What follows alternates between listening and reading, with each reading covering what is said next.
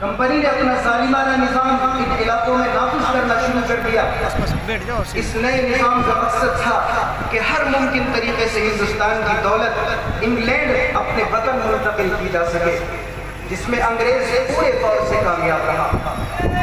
چنانچہ جنگ پلاسی میں انگریز فوج کا سربراہ مسٹر لارڈ کلائیو سن 1757 عیسوی کی اس جنگ کے کچھ ہی سال بعد جب اپنے وطن انگلینڈ پہنچا تو وہ اس قابل ہو چکا تھا کہ اپنی کمپنی کے خزانے میں 2500 کروڑ روپے جمع کر سکے، جو اس نے بنگال کی ریاست سے لوٹ کھسوٹ کر جمع کر دیے تھے۔ یہ ایک بہت بڑی رقم تھی جو بنگال جیسی ریاست کو قحط میں مبتلا کرنے کے لیے کافی تھی۔ چنانچہ انگریزوں کی اس ظالمانہ لوٹ مار کے نتیجے میں سن 1770 عیسوی میں بنگال کے اندر زبردست قحط پڑا۔ روزانہ سینکڑوں کی تعداد میں لوگ پاپوں سے مرنے لگے۔